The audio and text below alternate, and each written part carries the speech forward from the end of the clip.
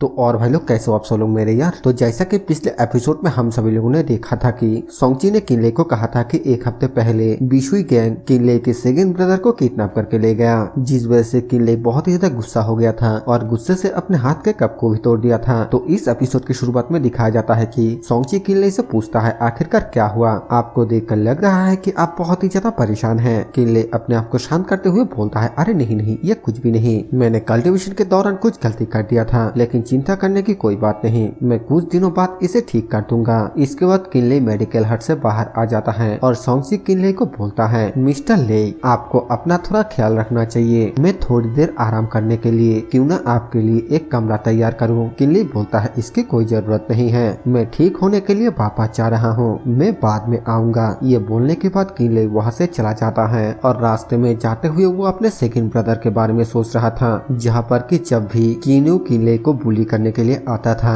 तब उसका second brother हमेशा किन्यो को डांटकर वहाँ से भगा देता था। किनले के पिताजी किनले को जब फैमिली के अंदर नहीं बुलाता था तब उसका सेकंड ब्रदर ही उसको अंदर ले जाता था। ये सब सोचकर किनले काफी ज्यादा गुस्सा करने लगता है और अपने मन में बोलता है सेकंड ब्रदर, मैं आपको बचाने के लिए आ रहा हूँ, अब बस और थोड़ा सा इंतजार कीजिए, मैं बहुत जल्दी आपको बचाने के लिए आ जाऊंगा। इसके बाद हमें शेंगवन शहर के बाहर का सीन दिखाया जाता है, जहाँ पर कि किनले को सामने कोई दिखाई देता है। वो बोलता है अरे सामने तो कोई है, क्या वो मू फैमिली के रेस्क्यू टीम से कोई है। लेकिन जब हमें उस बंदे को दिखाया जाता है तब हम देखते हैं कि वो और कोई नहीं बल्कि जियान होता है। किनले भी जियान को वहाँ पर देखकर बहुत ही ज्यादा हैरान हो जाता है। वो अपने मन में सोचते हुए बोलता है आखिरकार ये कैसे मुमकिन हो सकता है, ये तो ब्रदर जियान है, क्या वो मू फैमिली के रेसिडेंट में नहीं है, कहीं ऐसा तो नहीं कि मू फैमिली ने उसे बाहर निकाल दिया। जिसके बाद वो जियान के पास जाता है और जियान उसको देखकर बोलता है ब्रदर किन, आखिरकार आप यहाँ पर क्यों है। किनले बोलता है इसके बारे में तुम्हें चिंता करने की कोई भी जरूरत नहीं है, मैं तुमसे पूछ रहा हूँ आखिरकार तुम कहाँ जा रहे हो। जियान ये कहने में थोड़ा हिचकिचाने लगता है और वो हकलाते हुए बोलता है मैं बस बाहर टहलने के लिए आया था। इस बात को सुनकर किनले जियान के ऊपर चिल्लाते हुए बोलता है टहलने के लिए, क्या तुम मेरे साथ कोई मजाक कर रहे हो, क्या तुम अपने ही पैर में कुल्हाड़ी मारने जा रहे हो या फिर किसी और को बचाने के लिए अपनी जान का सौदा करने जा रहे हो। क्या तुम ये बात भूल चुके हो कि तुम अपने पूरे ताकत को खो चुके हो, तुम जाओ या ना जाओ इससे किसी को कोई भी फर्क नहीं पड़ने वाला है। जियान भी थोड़ा ऊंची आवाज में बोलता है ब्रदर, मैं अपने जिंदगी में कभी कायर नहीं रहा, मैं कोई चूहा नहीं हूँ जो हमेशा बिल में छुपा रहूं, मैं किसी और को अपने लिए कष्ट सहने नहीं दे सकता, मेरी वजह से बहुत सारे लोगों को बिशुई गैंग ने बंदी बना लिया है, तो फिर मैं अभी भी एक कछुए की तरह शेल के अंदर कैसे छुप सकता हूँ। किनले बोलता है मान लेता हूँ कि तुम यहाँ पर चाहते हो, लेकिन क्या तुम ये गारंटी के साथ कह सकते हो कि तुम्हारे जाने से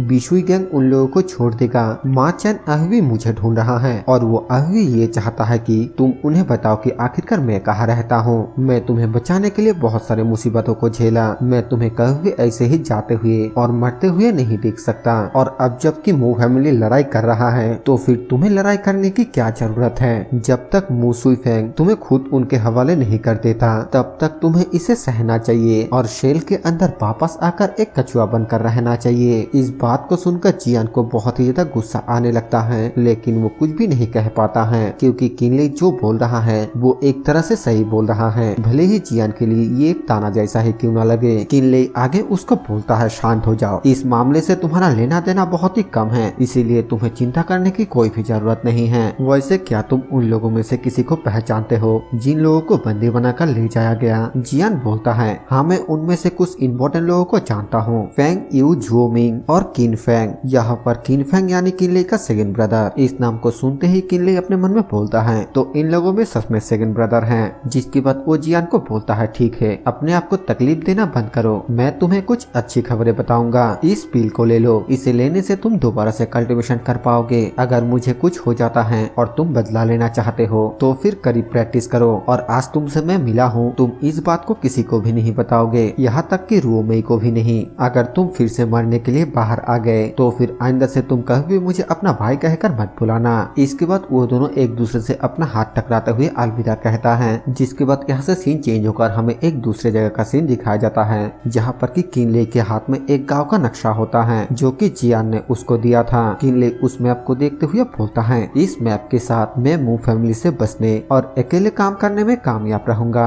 आखिरकार चाहे वो किनले, लेई फेंग या फिर यानशाओ हो, ये जगह इन चेहरे को दिखाने के लिए अच्छी अच्छी नहीं है। जिसके बाद वो बिशुई गैंग के विलेज पर पहुंच जाता है और एक पेड़ के पीछे छुपकर आगे को देखने लगता है कि आखिरकार आगे क्या हो रहा है। किनले उस जगह को देखते हुए बोलता है, ये जगह तो सच में बहुत ही बड़ा है, क्या ये सच में चोरों का अड्डा है? लगता है कि उनका कनेक्शन सच में रॉयल फैमिली के साथ है। फिर वो आगे बोलता है, यहाँ पर अब भी बहुत ही शांति है, लगता है मू फैमिली अब भी मुझसे धीमा है, तो आखिरकार आप मुझे आगे क्या करना चाहिए? और तभी वहाँ पर मास्टर मू पहुँच जाता है और चिल्लाते हुए बोलता है, क्या इस विलेज का हेड मा चैन मुझसे मिलने के लिए बाहर आ सकता है? किनले भी उस आवाज को सुनकर उस तरफ देखने लगता है और वो देखता है कि मास्टर मू खुद यहाँ पर आया है और अपने साथ बहुत सारे लोगों को भी लेकर आया है। और तभी मा चैन भी अपने लोगों के साथ बाहर आ जाता है और वो यहाँ पर आने के बाद गुस्से से अपने ऑरा को रिलीज करते हुए बोलता है, मू सुई फैंग, तो तुम सच में यहाँ पर आ गए। मास्टर मू भी गुस्से के साथ बोलता है, मा चैन, तुम अब इस गाँव का मुखिया हो, लेकिन फिर भी तुम दूसरों को किडनैप करने की हद तक चले गए, क्या तुम्हें तुम्हारी पहचान खोने का डर नहीं है?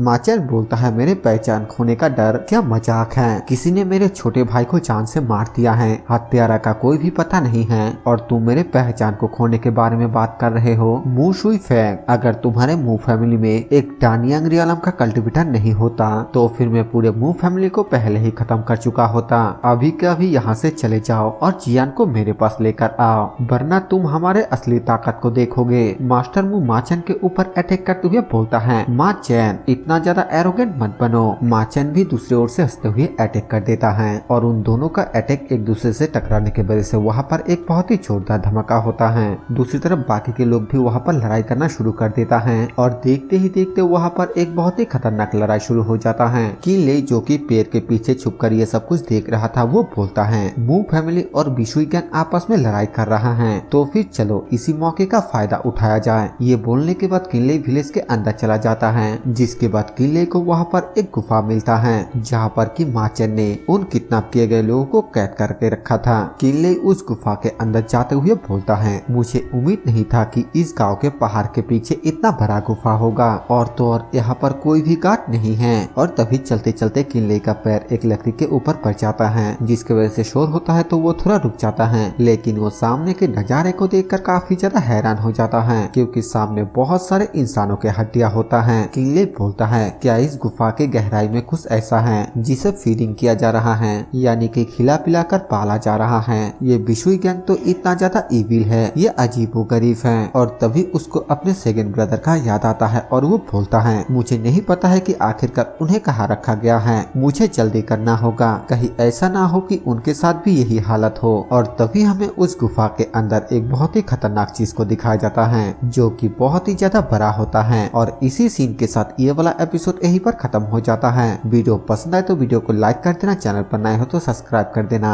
मैं मिलूंगा आप सभी से एक और न्यू वीडियो के साथ, तब तक के लिए बाय बाय।